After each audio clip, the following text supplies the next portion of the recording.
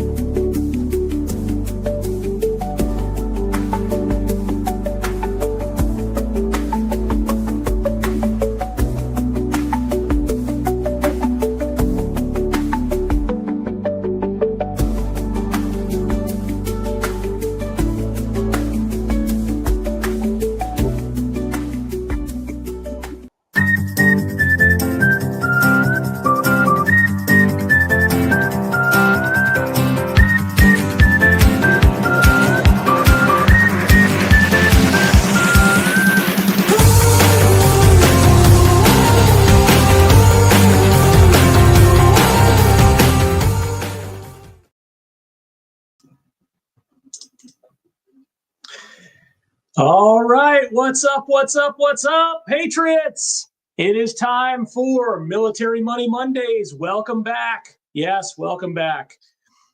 We've got a great episode for you tonight. We promise you a good one, and I hope to deliver on that. We're going to be tackling a very important topic, one that may stir up a little bit of controversy, who knows? But it's basically, we're going to be looking at, is RETIREMAX Elite? Well, first of all, how is it different from 401ks and TSP and traditional IRAs? And more importantly, is it better, right? Is it better than 401ks, TSP, and IRAs? Or are there ways that we can use it alongside TSP to get an even better result? So that's what we're going to dive into tonight. We're going to be looking at those. So if you guys want to post your questions in the comments, I think we had some questions last week and I didn't quite get to them. So I did get to them afterwards, though. So if I don't get to it during the episode, I promise you I will follow up and I will hang back afterwards in the comments section. So if you guys have comments, please feel free to send them along. And if I see them while we're presenting here, I will promise I promise I will answer them while we're live on the air. So with that being said, let's go ahead and pull up our presentation for the evening. And actually, I'm going to get a little banner going here so that folks that are joining us later on will kind of know what we're talking about if they're in the middle of the presentation. Okay, so RETIREMAX Elite, which is our flagship program with RETIREMAX, with VictoryX Financial. Oh, by the way, I don't think I introduced myself. So I'm Dan Farnsworth. I'm a retired naval officer. As you can see, I own and founded VictoryX Financial. And our job here, our mission with VictoryX and our mission here tonight with Military Money Mondays is to empower our nation's heroes with the financial know-how that, well, let's just say your average banks and credit unions and the U.S. government, for that matter, are never going to tell you about. Okay, if you call up Navy Federal, and I'm saying this because I have personal experience with this. Okay, years ago, I got a call from somebody at USAA. Okay, and I'm not afraid to throw the name out there, right? I got a call. And they basically, started to tell me all these strategies and all these things that they could offer, right? And so my response, of course, being in this industry, or at least having my own personal strategies and investments at the time using cash value life insurance design, was to explain what I was doing. And the person on the other end said, well, I don't think that would be a very good thing for you. Really? Okay, well, tonight, I mean, that was probably 12 years ago that happened. That was a long time ago. But tonight, if you're listening out there, okay, which I'm sure you're not, but if you are, we're going to get into that topic and we're going to show why these things can actually be better for you than traditional investing, okay? And we're going to break it down by numbers. This isn't just me blowing hot air, okay? That's not what I'm about. I'm not trying to do like the smoke and mirrors thing. I'm not trying to just, give you a bunch of fluff and my opinion. I mean, I'm literally going to break it down by the numbers, and then you can make the call, right? I'm not going to even say that it's better, right? I'll even go on record and say, I will not say that this is better than any given traditional investment strategy out there. I will let you, the listener, the fellow veteran, the interested in personal finance, tuning in, maybe even for the first time, I will let you make the call after we've gone over these numbers, and you can kind of see what it looks like. Okay, so of course, we're going to start off every week with rule number 1 from Warren Buffett, and that is never lose money. Okay, rule number 1 of investing in the markets and growing your wealth is never lose money. Rule number 2, see rule number 1. All right, so let's talk about TSP. All right, so, oops, we just skipped ahead there. All right, there we go. So TSP was created in 1986, right? This was before I joined the Navy and before maybe a number of you joined the Navy. So it's been around for a little while. And it was basically designed as a federal and military 401k, right? It was designed to kind of mirror the private industry's 401ks and provide federal employees and military service members with tax-advantaged retirement savings. Okay, and we basically have 5 funds. Okay, there have been others that have been introduced in the last several years. But our 5 core funds, the G fund, which is going to be traditionally government securities bonds. F is also bonds. C fund is going to be your large cap stocks. S fund, small cap, and I fund is going to be international. Now, the C fund, the S fund, the I fund, those are going to be higher risk, okay? Because now we're dealing in equities that have, higher volatility, right? I mean, we know small businesses don't always succeed, right? Their revenues ebb and flow. Now, we've been in a high interest environment for the last several years, okay? So those of you that have investments in TSP, you might have seen your account statements looking pretty good for the last few years, right? Maybe you earned 12 or 13%, right? And that was on your annual statement, and you're going, yeah, I earned 12, 13%. And if that's the case, hey, that's awesome.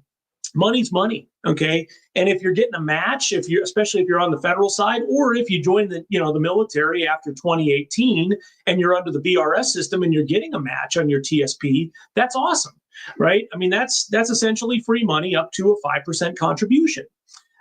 So what we're gonna assume, and what we can assume based on the numbers, and these are verifiable. If you go to tsp.gov, you can look at the history of every one of these indices. Right, every one of these funds where the money is basically diversified and allocated throughout your entire TSP management portfolio, you can see the back history of exactly what those annual returns were year to year. So I'm not making this stuff up. When we look at the overall averages, okay, of a traditional investment portfolio, be it a 401k or TSP, 6 to 7% is a conservative average. Okay, yes, there have been people that have, made a lot more in the stock market, of course, right? I mean, there were folks who invested in Apple back in the 1970s, right? There were people who invested in crypto in the early 2000s that are now multimillionaires, right? I don't even know what is one Bitcoin anymore. It's insane how much it's gone up. So that kind of stuff happens. There are people that win at the casino every single day, right? Is that going to be you? Are you going to be the one that wins the lottery? I don't know. Am I gonna bank my entire retirement strategy on whether or not I hit the jackpot? Probably not. So we can suffice to say that kind of our after-tax net in any one of these traditional strategies is going to be somewhere between 6 and 7%. But we're gonna assume, for the purpose of the illustration tonight, that we're actually on the higher side of that. So we're going to go with 7%, and we'll see where it goes. Now, the other thing to remember with TSP is that while your contributions are growing tax deferred, they're not tax free. Okay. The reason why people invest in 401ks and TSP accounts when they're working with, companies or the military, oftentimes is because the money is just kind of taken out of their check automatically from day one. They never see the funds, right? So they don't actually have to cut a check for the amount that they're transferring into their retirement accounts every single month that they're working for a given organization, which is why they choose to do it. Okay. But just know that the tax man cometh at some point, right? Whether you get all the way to age 72 and now you've got to start taking RMDs, or you decide to draw your funds sooner, but now you're going to be paying tax on the harvest, right? We talk about the seed and the harvest scenarios. You're going to be paying tax on the harvest as opposed to paying tax on the seed when the growth is still very small. And oh, by the way, when we start talking about things like matches, okay, company matches or TSP match and how much the government is going to match, is Uncle Sam paying the tax bill for his portion of the match? No, not in the least. You are paying the tax bill for all of the money that you earn on Uncle Sam's money. So if your nest egg grows to $1 million, you're going to be paying tax on the entire $1 million, not Uncle Sam, even though there was a free contribution up to that point.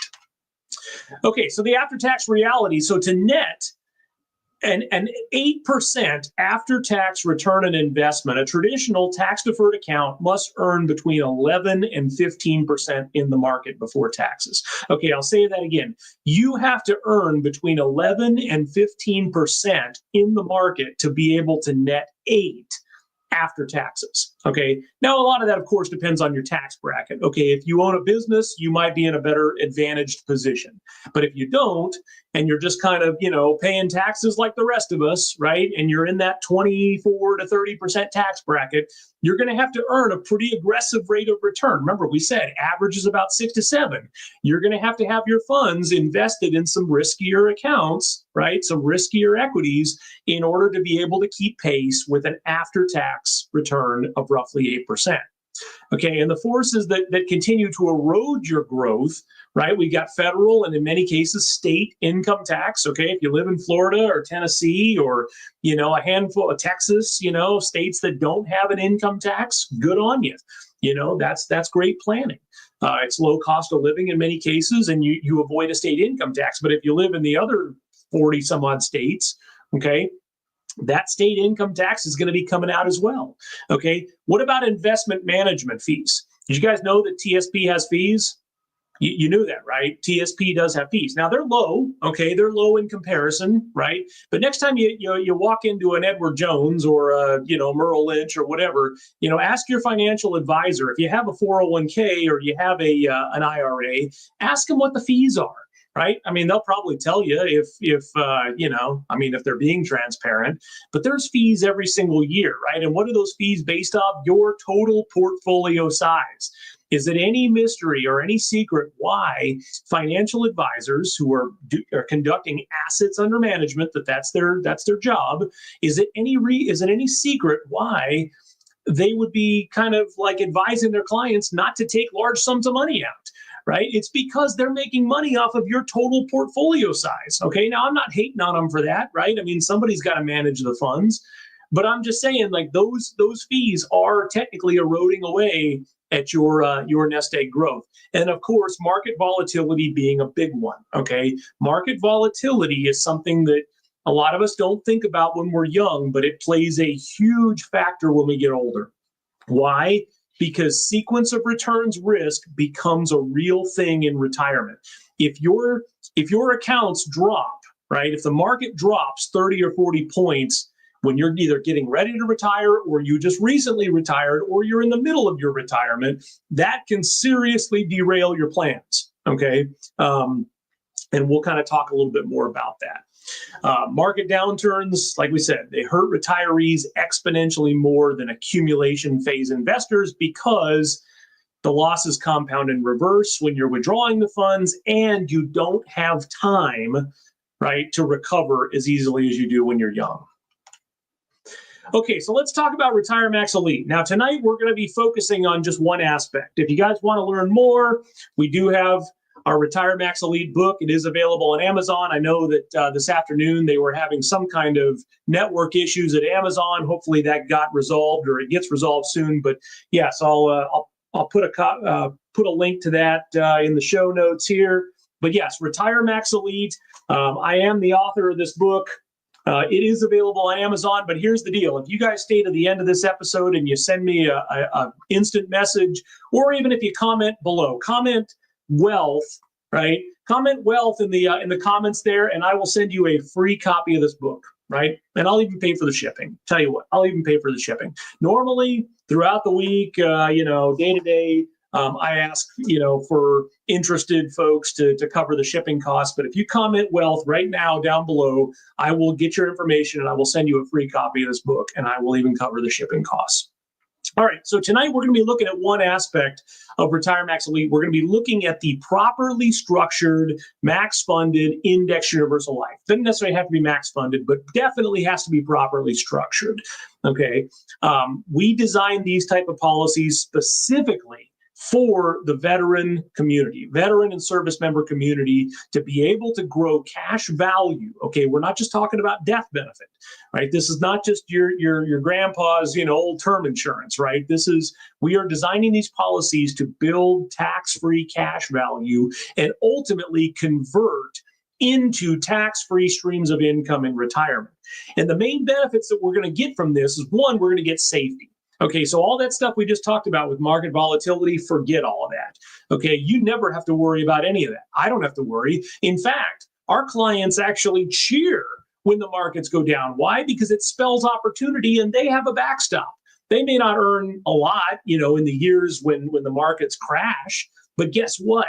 They didn't lose a dime, right? They didn't lose any money. So guess what? When the markets rebound, as they always do, they always have, when the markets rebound the next year, we rebalance, we reallocate, and the next thing you know, you just pick right back up where you left off, and now you're earning 20%, 25%, 30%, even maybe 50 or 60%.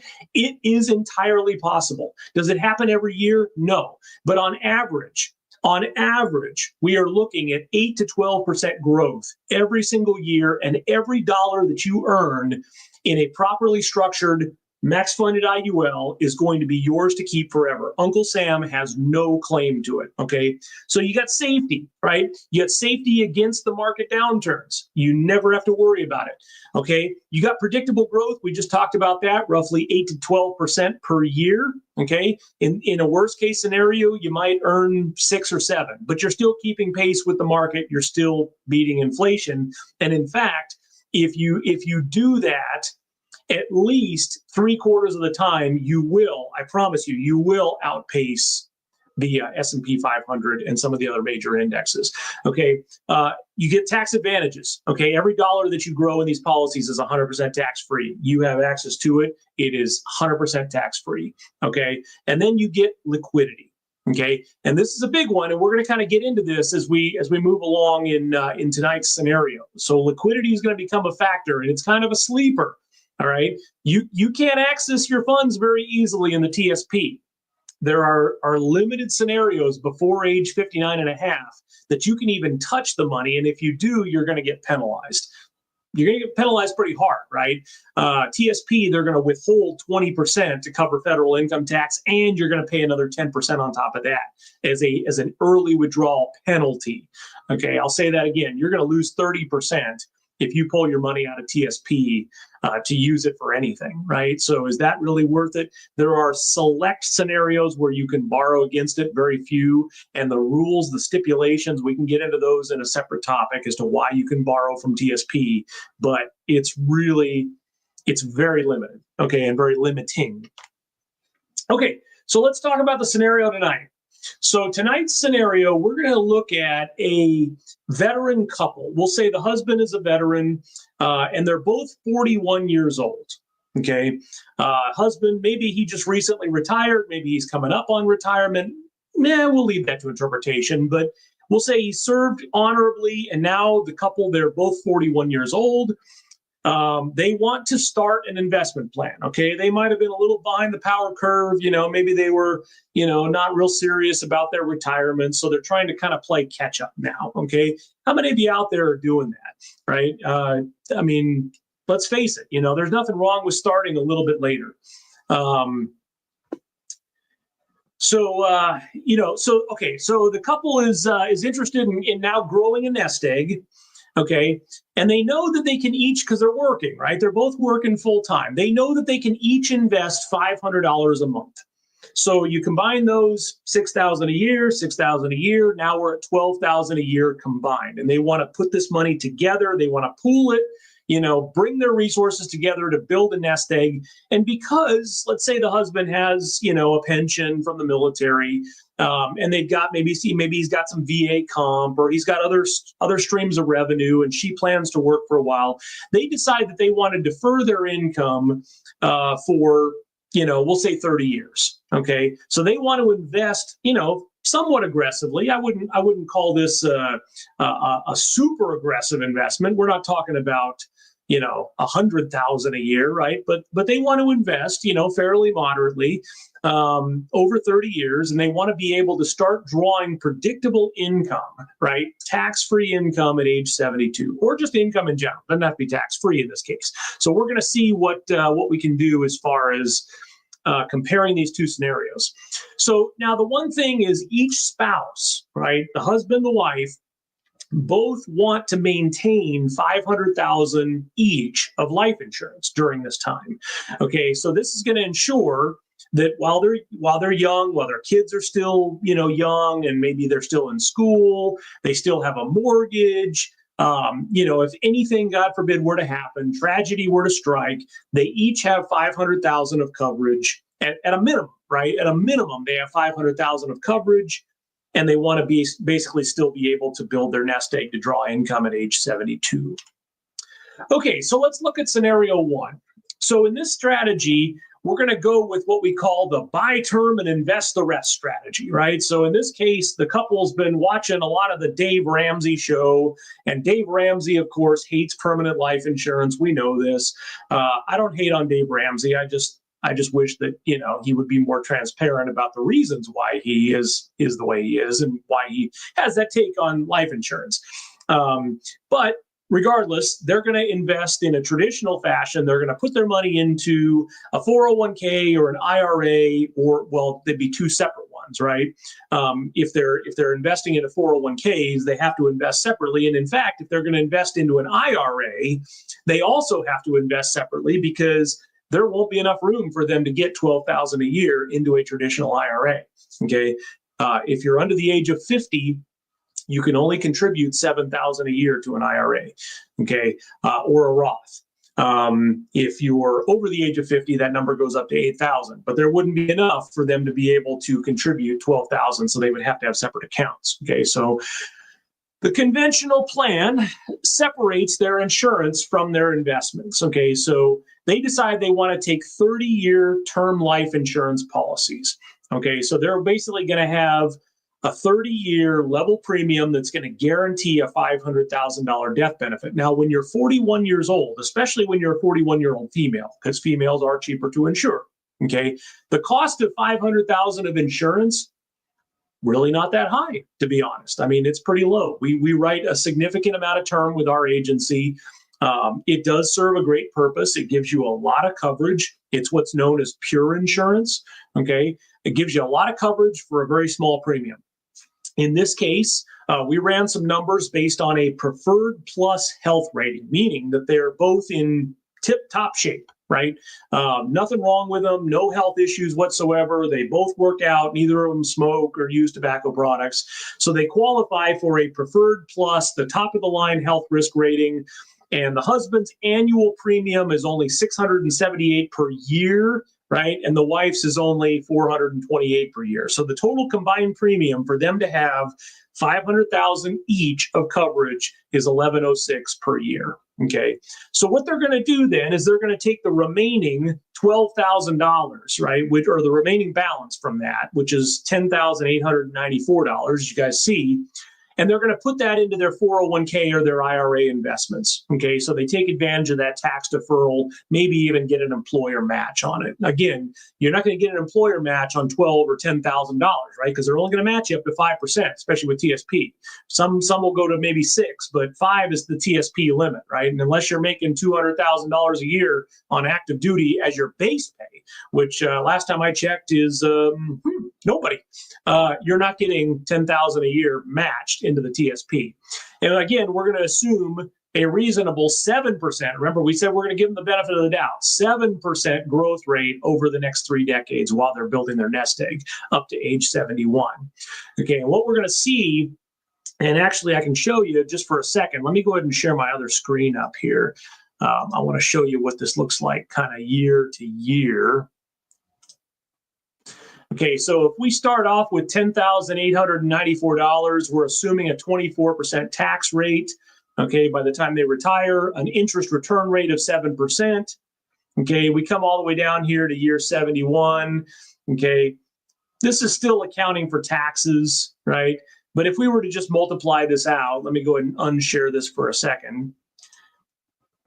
Jump back over here to our presentation. If we were to just divorce the tax issue until later, because we are deferring taxes until later on, we would basically be able to calculate. You can just run an investment calculator and figure that they would basically end up with $1.2 million between their two 401k or IRA accounts, pre-tax, of course. $1.2 million before tax that they would have accumulated. So that seems like a lot of money, and it is. That is definitely a lot of money. And traditional sense, common sense would suggest that this would provide you with a pretty solid retirement. But let's see what it looks like. Okay, so now at age 72, they're ready to start drawing from their nest egg, right? They're ready to start taking distributions. Now, what are they going to do? Now, they've been earning 7% up to this point. We'll say averaging 7%, assuming that the markets cooperate and they haven't had any major disasters. We'll say they've averaged 7%. Okay, are they going to average 7% when they go to retire? Yes, no? Probably not, right? Why? Because when you're starting to draw income, okay, when you're starting to draw income off of your nest egg, most individuals, right, most savvy individuals are going to move their funds into more conservative investment funds or investment. They're going to optimize their portfolios to be able to withdraw. Okay, they're not going to continue to incur a ton of risk. Why would you? You want your entire retirement to just come crumbling down in 1 year when the markets, when the markets tumble? And let's face it, what is market volatility looking like going forward? What causes market volatility? What are some things that cause market volatility? Well, politics, right? Political shifts, political forces can shake up the markets. Wars, international turmoil, upheaval, regional skirmishes, embargoes, tariffs. There are a lot of things that can impact global economics, right? And global economics impacts national economics, and we see market shakeups all the time, right? It's all based on speculation. And when things get shaky, when they get dicey in key centrifuges throughout the world, the markets respond. Okay, and you don't want to be invested in high risk equities that could potentially tumble and cause you to lose 30 or 40%. That's enough to make you have to go back to work. Okay, so we don't want to do that. So what most retirees will do is they'll move their funds into more conservative, aspects of their portfolios. So maybe they'll reduce it down to about 4%. Okay, maybe you move your funds, your 1.2 mil, into the G fund, and now you're averaging somewhere between 3 and 4. And the goal is if you're earning 4%, maybe you're going to be able to withdraw 5. Okay, you're still going to be taking more than you're bringing in every year, but you got $1 million too. So, okay, we can afford to kind of take that risk a little bit. We'll start drawing 5%. Some advisors still adhere to the 4% rule. You might have heard that thrown around. We talk about it on our channel, the 4% rule, where they don't advise you to take more than 4% on $1 million nest egg. Okay, guys, think about this for a second. $1 million nest egg. 4%, what does that amount to? $40,000 a year. If you have $1 million, you really want to just be taking $40,000 a year off of it? That seems ridiculous. That just seems like almost criminal to be restricting people to that kind of income if they've employed the discipline and the sacrifice that it takes to save $1 million, and they're going to be limited to $40,000 a year. I don't think so. But in this case, we'll say 5%, right? They're going to take a little bit of a risk and they're going to draw 5% a year.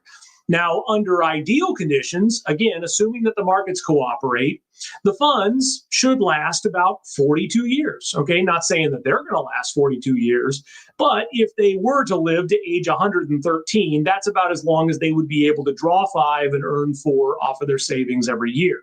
And their gross withdrawal is going to be around $56,000, almost $57,000 a year. And then after federal and state tax, again, we're basing this off of a federal tax bracket, right? We're not even really including state tax in this. But after tax, we're only netting about $43,000. Okay. So when we went back to that Excel file earlier, we kind of showed the larger sum factoring the taxes. Here, we're just showing it as an annual result. Okay, 56,000 that they're withdrawing, they're only netting about 43,000 after taxes off of a $1.2 million nest egg. And the other thing that's going to happen at age 71 is their coverage is going to expire. Okay, so they just served out their 30-year term policy, right? They ran the whole thing down, and now they have no life insurance coverage. Could they reestablish it? Yeah, I mean, theoretically they could, but it's going to be very, very expensive.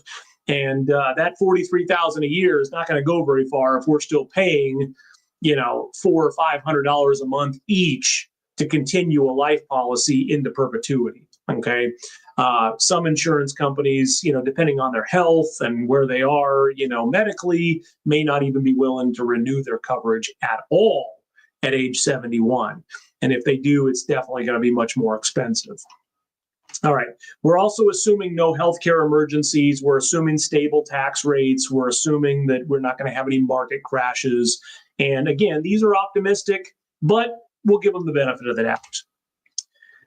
Okay, so scenario 2, when we look at the RETIREMAX IUL, again, this is a properly structured index universal life contract. Okay, this is not one that your broke ass brother-in-law is selling you to try and max out his commission because he can't afford, to pay his bills. Okay, this is coming from, a team of experts that we study how to do this stuff. We are extremely well versed in these advanced market strategies and how to design these policies for maximum cash accumulation, right? This is not just standard, like I said, your grandpa's life insurance. This is maximum cash accumulation.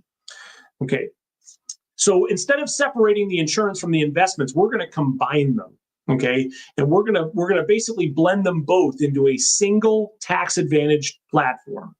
So we're going to start out with two $500,000 policies, except instead of it staying at $500,000 for their entire lives, each of the husband and the wife are going to have increasing death benefits that start at $500,000.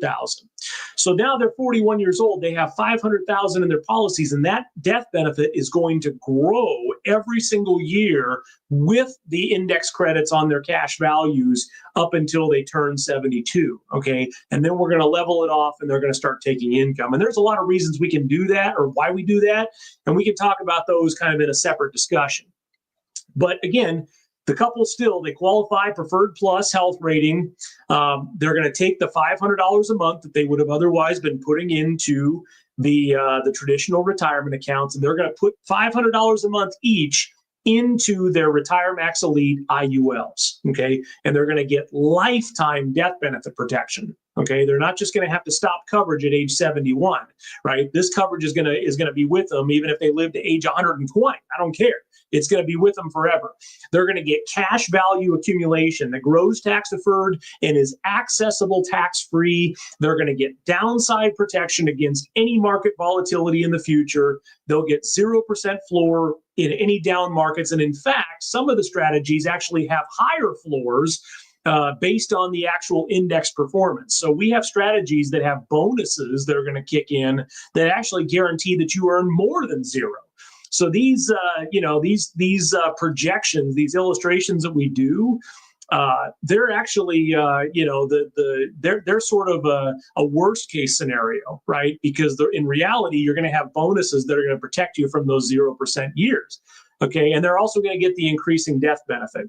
And after 3 decades of funding these properly structured RETIREMAX ELITE IULs, the couple will have a combined tax-free cash value of just over $1 million. Now, remember, in the traditional account, they had $1.2 million. Why? Because they earned more and there wasn't an attached insurance cost with that. Okay. Now, when we design these policies, we do so in a way specifically to minimize the cost of the insurance. Okay, we keep the cost of the insurance to pretty much what the IRS will allow us to get away with under IRS Code 7702. Okay, so we're shrinking this down to the least cost or to the most cost effective, right? The least cost to the client to be able to combine these strategies and maximize cash accumulation. And their death benefit at age 71, when in the other scenario, it went away completely. In this scenario, their combined death benefit is over $2 million. They both have over $1 million of life coverage at age 71, and it actually got cheaper, right? Have you ever heard of a life insurance policy that gets cheaper with age? If you guys have, just comment in there, comment cheaper in the comments, okay? But if you like the idea of life insurance getting cheaper as you get older, go ahead and just comment wealth down there. I'll send you a free book. Once again, if you're joining us now, I'll send you a free copy of the book, just RETIREMAX ELITE, the Veteran's Guide to Tax-Free Wealth and Financial Freedom. I'll hold it up there. I'll send you a free copy. Just comment wealth in the comments below, and I'll send you a free copy. Okay, so here we go. We're getting back to our scenario here. All right, so they each have over $1 million of coverage. It's permanent. They have a combined, just over $1 million, $1.03 million of combined cash value after 30 years. Okay, now, when it comes to accessing the cash values, this is another area where, having specialized planners that understand this stuff, understand how to design these policies, how to optimize these policies, where it really comes into play. Okay, accessing your cash value in these policies, the way that you do that is very important. Okay, because we say you got 3 ways you can access funds in a cash value life policy. You can do it the sad way, right? Which is basically you have to die. Okay, if you die, then yeah, your family gets the money, but you're dead. Okay. There's the dumb way. Okay, the dumb way is to basically just withdraw the funds, right? But if you don't have to withdraw, the funds to be able to access them, why would you? You want to earn compounding interest on a lower principal. You want to take $1 million and turn it into 800,000 and then earn compounding interest off of 800,000. I wouldn't, right? I would rather earn compounding interest off of $1 million, and then the next year, whatever my index credit is, let's say it's 8%, right? I get another $80,000 potentially. I want to earn, interest off of the $1 million plus the 80,000, right? That's the smart way to do it. Okay. So the smart way to do this is to use policy loans against your death benefit. Why? Because they're tax-free, right? So it basically translates into tax-free income. And 2, because it's going to allow your principal to continue to accumulate. Right? It's going to allow your nest egg to continue to grow and compound and compound and compound and just keep growing exponentially, even though you're accessing the money against it, right? Even though you're taking money from it and using it for, we say groceries, golf green fees, all the stuff that you spend your money on. Okay. So loans don't deplete your principal. And it just keeps on growing, and they're repaid by your death benefit at the end of your life, not out of your pocket. Okay, so again, the RETIREMAX ELITE IUL allows you to access retirement income through tax-free policy loans rather than taxable withdrawals, right? Which is that's what makes this what it is, right? It's the only vehicle in the IRS tax code, right? In the U.S. tax code that allows policyholders or allows people to do what they do with it, right? That has these type of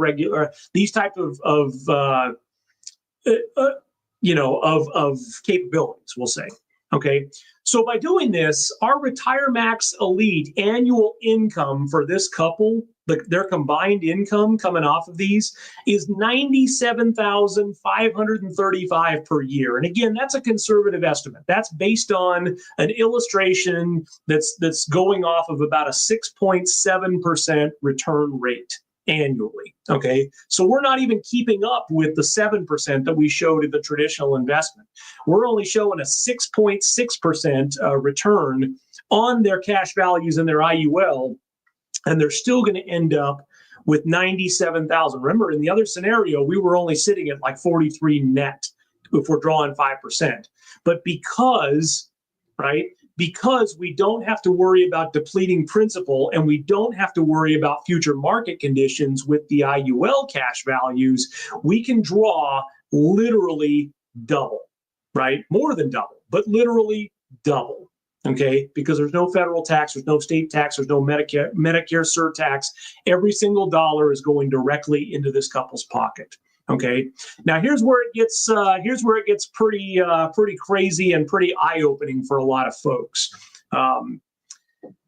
In the equivalent, right, in the 401k or TSP equivalent, if you wanted to net $97,535 after tax, right? Because we said if they were to draw, let's say, 40 or whatever, 57,000 a year, that would be sustainable until age 113. So chances are they're good, right? They want to draw 57,000 a year, good on them. They're good for it, right? They're not gonna outlive their money. But if you want the equivalent, you want to net after tax 97,000 a year, you'd have to be drawing over 102,000 a year before tax, assuming a 25% effective tax rate. Okay, so where do you think that's going to put them if they're drawing $102,000 a year off of a $1.2 million nest egg with no protections against market volatility, and their principal is not going to compound uninterrupted at that point? Where is that going to put them? Well, with a 4% conservative growth rate, like we talked about, where they're moving their funds into a conservative aspect of the portfolio in order to not lose huge sums of money and totally tank their retirement plans, they're going to run out of money by age 89. Okay, now, do they plan to live to be 89? Who knows?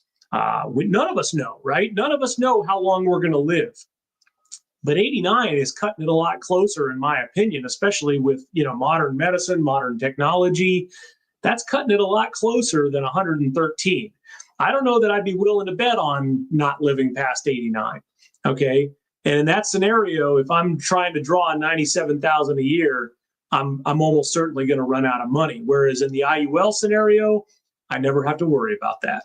I don't ever have to worry about running out of money, because as long as I'm managing this year to year with my advisor, right? And we are, continuing to monitor and rebalance and reallocate every single year, as we do with Victory X, okay, for all of our clients.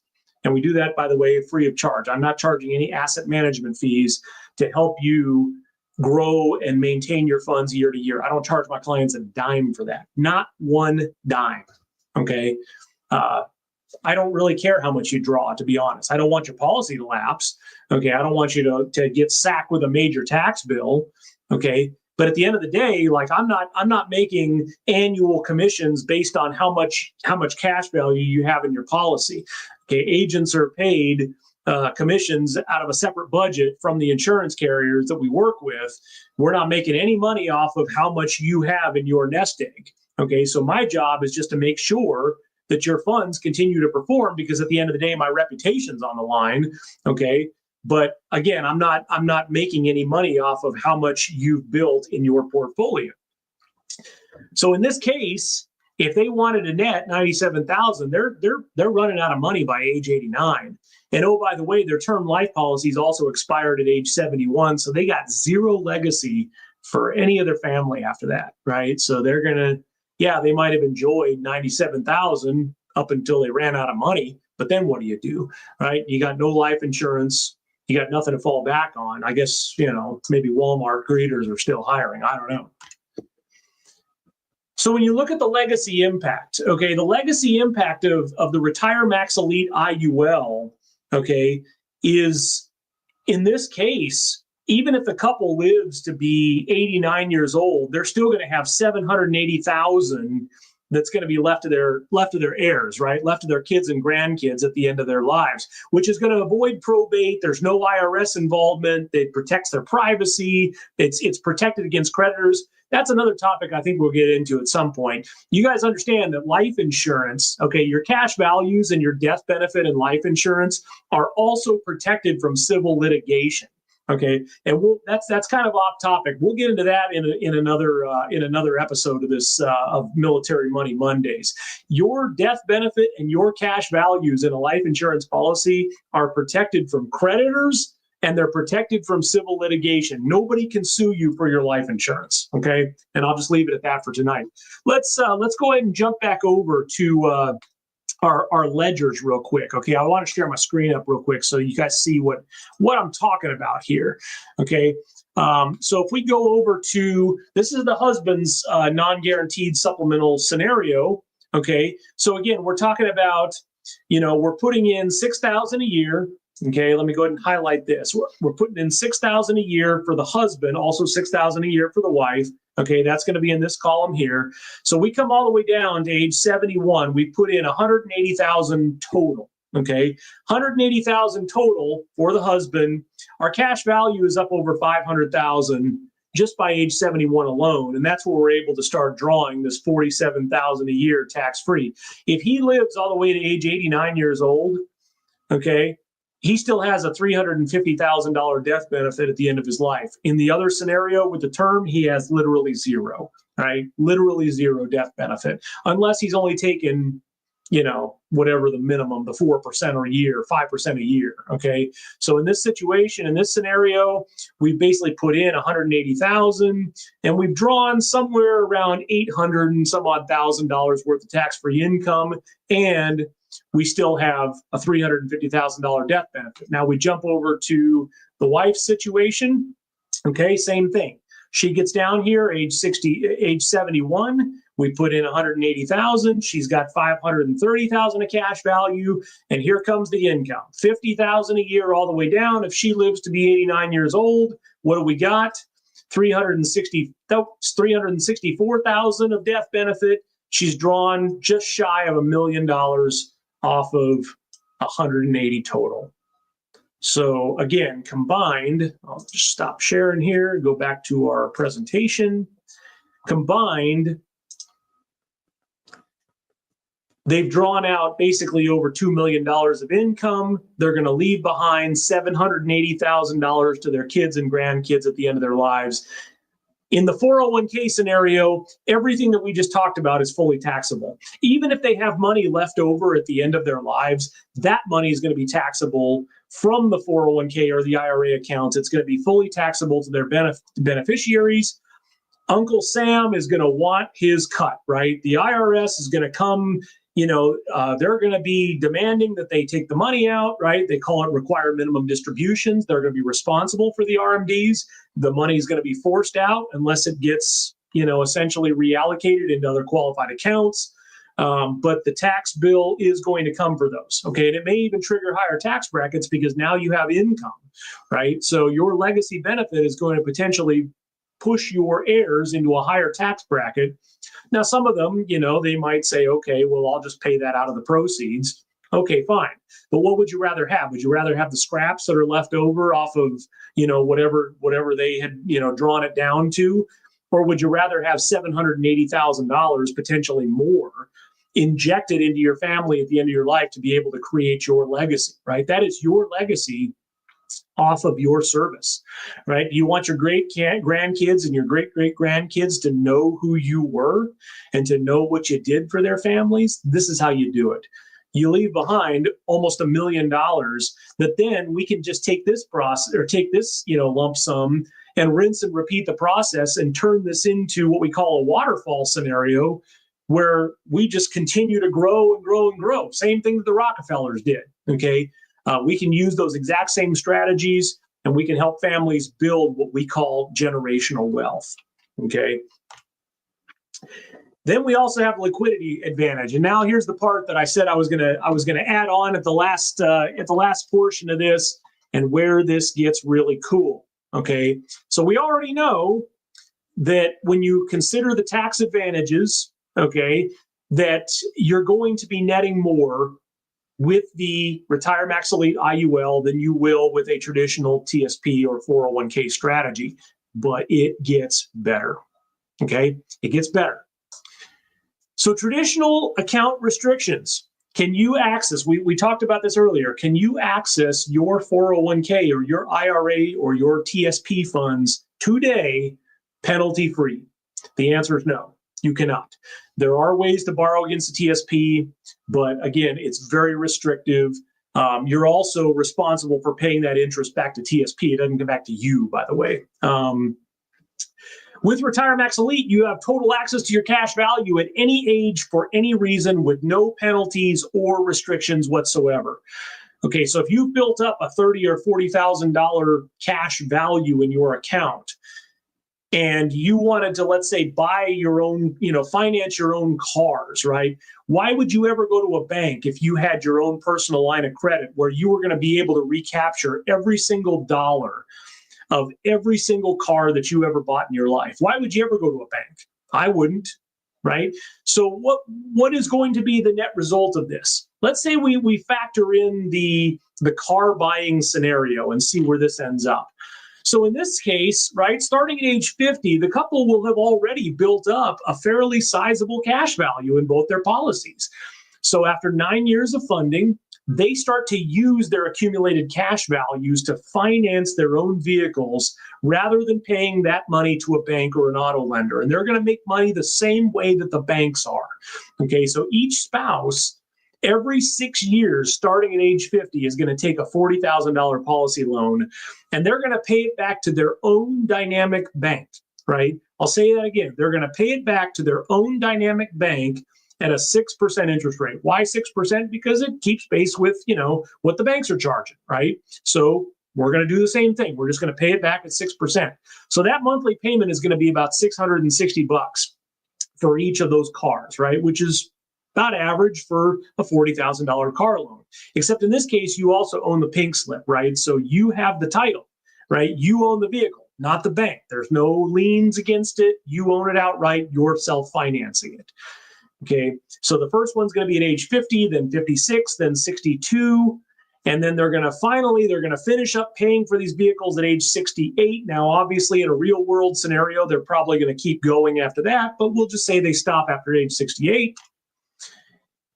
And we have now increased, just as a result of doing that, we've increased the cash values so that the husband's annual income is now $54,000.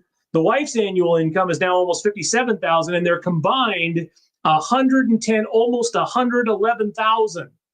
Okay, so just simply by recapturing the interest off of those vehicle loans that they were self-financing from their policies, they've increased their retirement income by almost $14,000 a year.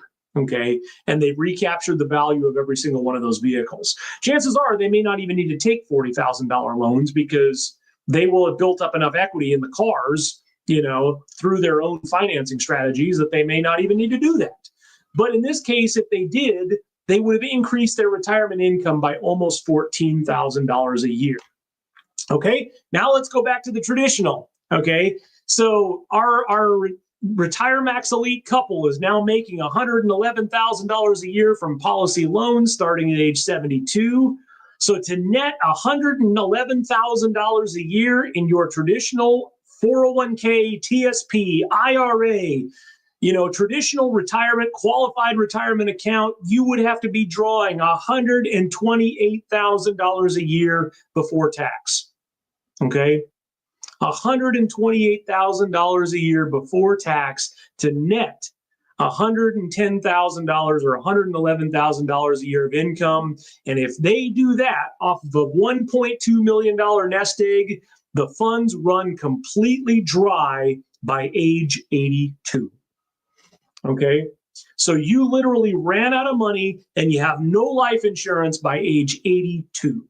You want to take those chances in retirement? I do not. Okay?